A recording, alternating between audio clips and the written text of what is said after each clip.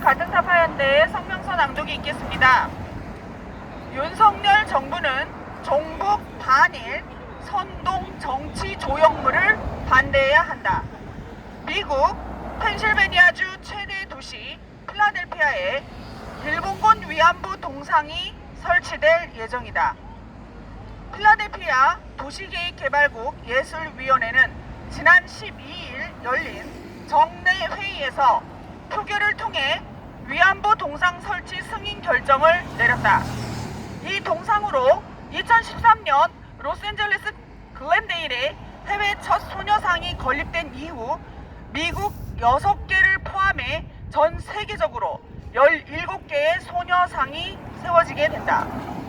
필라델피아시 당국은 위안부 동상의 비문을 전쟁과 성폭력이라는 범세계적인 문제로 보완할 것을 조건부로 승인했다. 따라서 국내 여성계는 필라델피아 위안부상 설치가 한미일 관계를 불편하게 하는 사안임에도 불구하고 지난달 29일 기지촌 미군 위안부 출신 여성 95명이 국가를 상대로 각 1천만 원을 배상하라며 낸 손해배상 청구 소송에서 원고 측의 손을 들어준 대법 판결과 함께 갈목할 만한 쾌거라고 자축할 수도 있다. 문제는 위안부 이슈가 한국은 물론 북한에서도 정치적 선동 수단으로 강력하게 작동하고 있다는 점이다. 지난해 7월 북한은 일본군 성노의 범죄는 시효가 없는 전쟁 범죄이다. 제목의 논평에서 길 가던 여성, 논밭에서 일하던 여성, 우물가에 물길로 나왔던 여성, 어머니의 치마폭에 숨어 있거나 뜰악에서 소꿉놀이 하던 어린 소녀에 이르기까지 무려 20만 명에 달하는 우리나라 여성들이 인간 사냥의 대상이 되었다고 강조했다. 위안부 문제의 기원은 북한과 긴밀한 조총련계 조선대학교에서 교원으로 재직한 제1교포 박경식이 1965년 한일기본조약에 반대하기 위해 같은 해 출간한 조선인 강제연행의 기록에서 일제의 공창제 아래 위안부나 모집 등에 대한 응한 노무동원 노동자들이 모두 강제동원 당한 것처럼 일반화한 데에서 비롯되었다.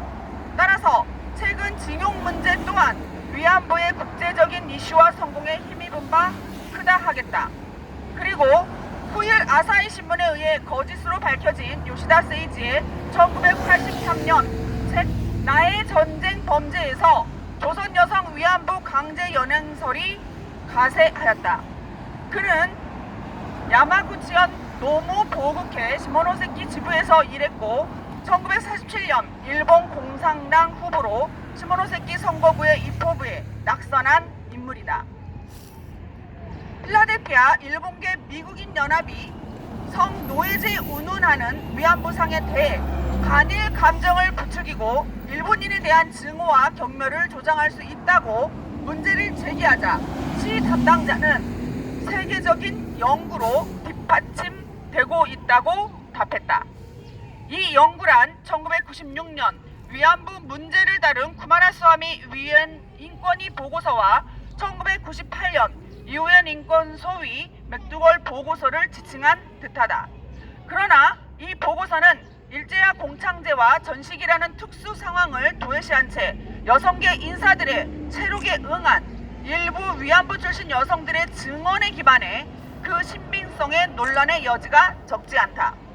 최근 국감에서 김문수 경사노위 위원장은 문재인은 김일성주의자라고 지적했고 이에 정진석 국힘 비대위원장은 문재인이 김일성주의를 추종하는 사람이 아닐까 의심하는 사람이 김문수 한 사람뿐인가 라면서 엄중한 안보 상황에서 왜 북한에는 한마디도 못하고 북핵 위협 규탄 결의안에도 동참하지 않는 것이냐고 더불어 민주당을 저격했다. 북핵 미사일 사태 앞에서 한미일 군사협력 시스템을 파괴하려는 종북 주사파들이 거세게 준동하고 있다. 특히 과거사 선동에는 국수주의 성격의 국내 주요 종교 및 해외의 종북 세력까지 포진해 안보에 깊은 우려를 자아내게 한다. 과거사를 무한정 소환하는 행위는 한반도 적화 통일을 지향하는 세력들이 벌이는 죽음의 구판이라고 불러도 전혀 무리하지 않다. 그럼에도 한국민들은 저들에게 포획된 언론, 아닌 언론에 의해 반일 감정이 깊이 각인되어 있다. 윤석열 정부는 위안부상과 징용상이 국가안보에 치명적인 외교 참사를 일으키는 종북 반일 선동 세력의 정치 조형물임을 인식하여 이를 단호하게 반대하는 입장을 밝힘으로써 국민을 계몽하고 한미일 군사협력 체제를 강화해야 할 것이다. 2022년 10월 19일 한일 가뜩타파 연대 이상입니다.